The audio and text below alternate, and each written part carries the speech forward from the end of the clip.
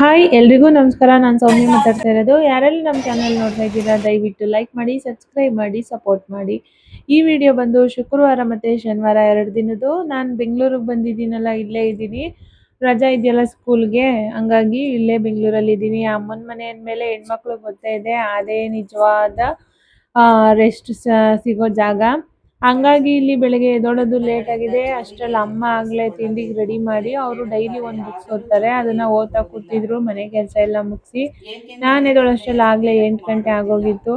ಅವರು ಅಷ್ಟೇ ಬೆಳಗ್ಗೆನೆ ಎಲ್ಲ ಕೆಲಸನೂ ನಮ್ಮ ಮುಗಿಸ್ಕೊಬಿಡ್ತಾರೆ ಮೇಲೆ ಬೇಗ ದಯೆ ಎದ್ದು. ತೋರಿಸಿಕೊಳ್ಳಿ. ಹಂಗಾಗಿ ಇಲ್ಲಿ ದೈವಿ ಬುಕ್ಸ್ ಓದ್ತಾ ಗುಣಗಳನ್ನು ಕೂತಿದ್ದಾರೆ. ಧಾರಣೆ ಮಾಡಿ ಎಂದು ತಂದೆಯು ಪದೇ ಪದೇ ತಿಳಿಸುತ್ತಿರುತ್ತಾರೆ. ಮನುಷ್ಯರು ಅಶುರಿ ಸಂಪ್ರದಾಯದವರಾಗಿದ್ದಾರೆ. ಅವರನ್ನೇ ತಂದೆಯೂ ಬಂದು ಸ್ವರ್ಗವಾಸಿಗಳನ್ನಾಗಿ ಮಾಡುತ್ತಾರೆ.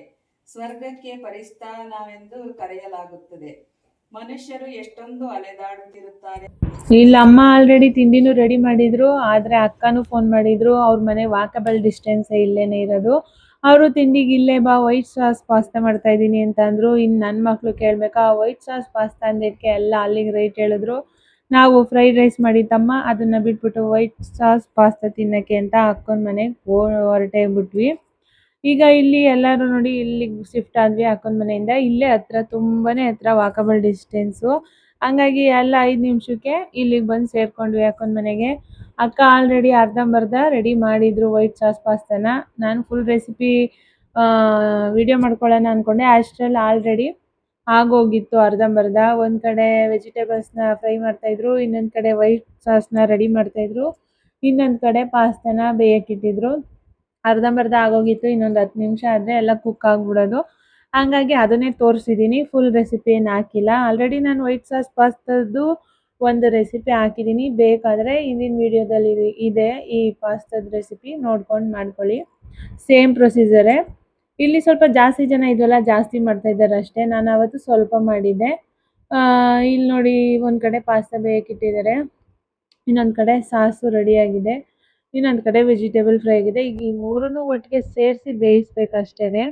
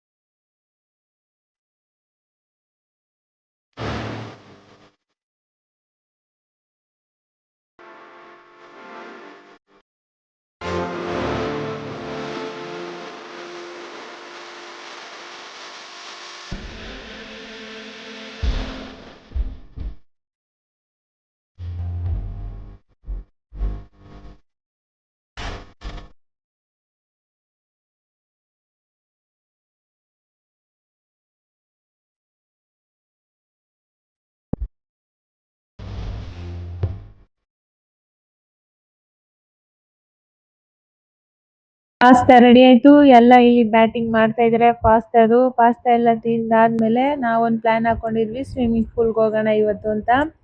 ಹಂಗೇನೆ ಸ್ವಿಮ್ಮಿಂಗ್ ಪೂಲ್ಗೆ ಕರ್ಕೊಂಡು ಬಂದಿದ್ದೀನಿ ನಾನು.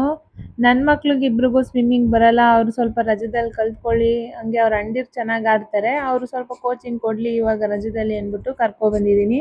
ಕೋಚಿಂಗ್ ಹಾಕೋಕ್ಕೆ 1 ತಿಂಗಳು ಇಲ್ಲ 2 ತಿಂಗಳು ಅಡ್ಮಿಷನ್ ಮಾಡಿಸ್ಬೇಕು. ಬಟ್ ಅಷ್ಟೊಂದು ರಜನೂ ಇಲ್ಲ ಇವ್ರಿಗೆ, ಹಂಗಾಗಿ 1 ತಿಂಗಳು ಅಡ್ಮಿಷನ್ ಎಲ್ಲ ಮಾಡ್ಸೋಕ್ಕಾಗಿಲ್ಲ. ಒಂದು ವಾರ ಕರ್ಕೊಗೋಣ, ಎಷ್ಟು ಕಲಿತಾರೋ ಕಲೀಲಿ ಅಂದ್ಬಿಟ್ಟು ಕರ್ಕೊಬಂದಿದ್ದೀವಿ. ಆಡ್ತಾ ಇದ್ದಾರೆ, ಅವ್ರ ಅಣ್ಣದಿರೇ ಟ್ರೈನಿಂಗ್ ಮಾಡ್ತಾ ಇದ್ದಾರೆ. ಬಟ್ ಇವ್ರು ನೀರಿಗೆ ಇಳಿಯೋಕ್ಕೆ ಹೆದರ್ಕೋತಾ ಇದ್ದಾರೆ ಇಬ್ರುನುವೆ. ಹಂಗು ಹಿಂಗು ಮಾಡಿ ಸ್ವಲ್ಪ ನೀರಿಗೆ ಇಳಿಸಿದೀವಿ. ಇವಾಗ ಆಡ್ತಾ ಇದ್ದಾರೆ ನೋಡಿ ಕಂಬಿ ಹಿಡ್ಕೊಂಡು.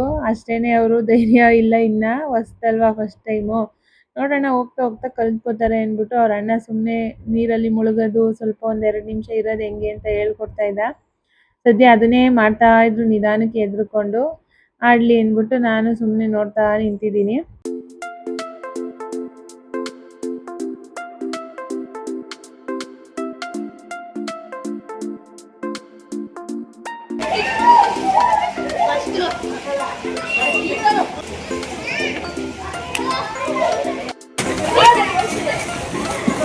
ತಲೆ ಕೆಳಗೆ ಗೊತ್ತು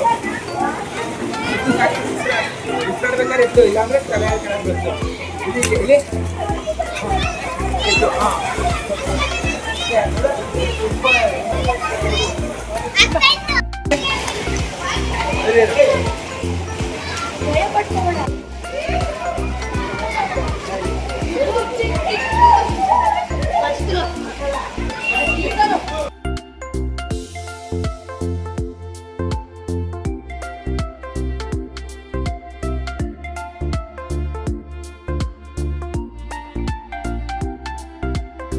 ಸ್ವಿಮ್ಮಿಂಗ್ ಪೂಲಲ್ಲಿ ಹಂಗು ಹಿಂಗು ಚೆನ್ನಾಗಿ ಮಜಾ ಮಾಡಿಕೊಂಡ್ರು.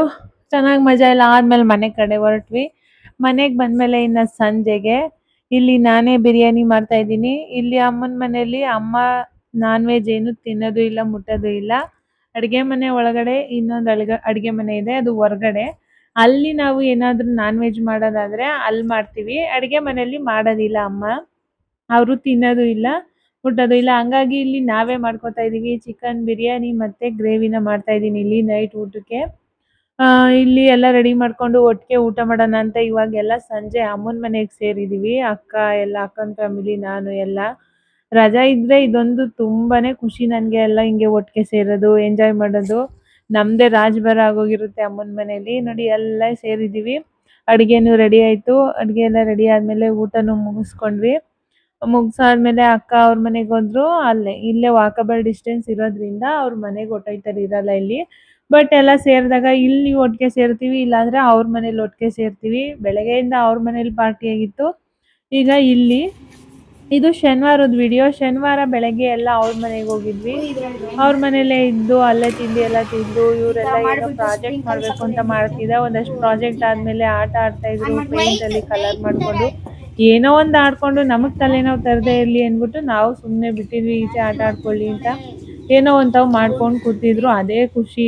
ಏನು ತರಲೆ ಮಾಡದೆ ಅಂತ ಕೂತ್ಕೊಳ್ಳೋದೆ. ಈ ರಜದಲ್ಲಿ ಅವ್ರನ್ನೆಲ್ಲ ಕಂಟ್ರೋಲ್ ಮಾಡೋದೇ ಒಂದು ದೊಡ್ಡ ಸವಾಲಾಗಿರುತ್ತೆ ಮಕ್ಕಳನ್ನ. ಹಂಗಾಗಿ ಏನೋ ಒಂದು ಮಾಡ್ಕೊಂಡಿದಾರಲ್ಲ ಅನ್ನೋದೇ ಒಂದು ಸಮಾಧಾನ, ಆರಾಮಾಗಿ ಸುಮ್ಮನೆ ಒಂತಾಗಿರೋದು. ಇಲ್ಲ ಅಂದರೆ ಆ ಮನೆ ನೋಡೋಕ್ಕಾಗಲ್ಲ, ಅವ್ರ ಕಿರ್ಚಾಟ ಎಲ್ಲ. ಇವನೇನೋ ಪ್ರಾಜೆಕ್ಟ್ ಸ್ಕೂಲ್ದಿತ್ತು, ಗಿಡನ ಇಟ್ಬಿಟ್ಟು ಅದಕ್ಕೆ ಪಾಟ್ ಥರ ಮಾಡ್ಕೋಬೇಕು ಅಂತ ಅದನ್ನು ರೆಡಿ ಮಾಡ್ಕೋತಾ ಇದ್ದ. ಹಂಗಾಗಿ ಇಲ್ಲಿ ವಿಡಿಯೋ ಮಾಡ್ಕೊಂಡಿದ್ದೀನಿ ನಾನು. ಸ್ಕೂಲಲ್ಲಿ ಪ್ರಾಜೆಕ್ಟ್ ಕೊಟ್ಟಿದ್ದಾರೆ, ಅದನ್ನೊಂದು 5 ನಿಮಿಷ ಮುಗಿಸ್ಕೊತಾರೆ ಈ ಟೈಮಲ್ಲಿ ಗ್ಯಾಪ್ ಸಿಕ್ಕಿದಾಗ. ಇವನು ಪ್ರಾಜೆಕ್ಟ್ ಮಾಡಿ ಮುಗಿಸ್ಕೊಳ್ಳಿ ಅಂದ್ಬಿಟ್ಟು ಅವ್ರನ್ನ ಇಬ್ರನ್ನ ಒಳಗಡೆ ಕರ್ಕೋದೆ. ಅದಾದಮೇಲೆ ಎಲ್ಲ ಪಿಜ್ಜಾ ಕೇಳ್ತಿದ್ರು, ಅವತ್ತಿಂದ ಪಿಜ್ಜಾ ಬೇಕು ಅಂತ. ಚಿಕ್ಕದಾಗೊಂದು ಪಿಜ್ಜಾ ಪಾರ್ಟಿ ಮಾಡೋಣ ಅಂದ್ಬಿಟ್ಟು ಪಿಜ್ಜಾನ ಬುಕ್ ಮಾಡ್ಕೊಂಡಿದ್ವಿ. ನೋಡಿ ಇಲ್ಲಿ ಪಿಜ್ಜಾ ಎಲ್ಲ ಬಂದು ರೆಡಿ ಆಗಿದೆ. ಹುಡುಗರು ಎಲ್ಲ ಫುಲ್ಲು ಕ್ಯೂರಿಯಾಸಿಟಿಯಿಂದ ಕಾಯ್ತಾ ಇದ್ದಾರೆ ಎಷ್ಟೊಂದು ತಿನ್ನೋಣ ಅಂತ. ಎಲ್ಲರೂ ಬರಲಿ ಅಂತ ವೆಯ್ಟ್ ಮಾಡ್ತಾ ಇದ್ದೀವಿ. ಈಗ ಓಪನ್ ಮಾಡಿ ತೋರಿಸ್ತಾ ಇದ್ದಾರೆ ನೋಡಿ ಪಿಜ್ಜಾ.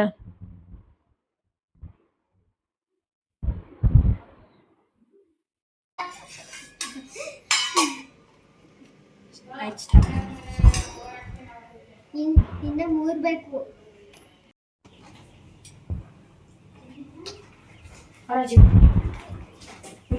ಇಲ್ಲ ಅಮ್ಮನಿಗೊಂದು ಬಾಕ್ಸ್ ಕೊಟ್ಟು ಕಳಿಸ್ತಾ ಇದ್ದೀವಿ. ಅಮ್ಮ ಬಂದಿರಲಿಲ್ಲ ಅಕ್ಕನ ಮನೆಗೆ, ಅವ್ರಿಗೊಂದು ಬಾಕ್ಸ್ ಕೊಟ್ಟು ಕಳಿಸ್ಬಿಟ್ಟು ಇನ್ನು ಮಿಕ್ಕಿದೆಲ್ಲ ಅವ್ರ ಫ್ರೆಂಡ್ಸ್ಗೂ ಒಂದೊಂದು ಇಟ್ಕೊಂಡಿದ್ದಾರೆ ಹುಡುಗರು.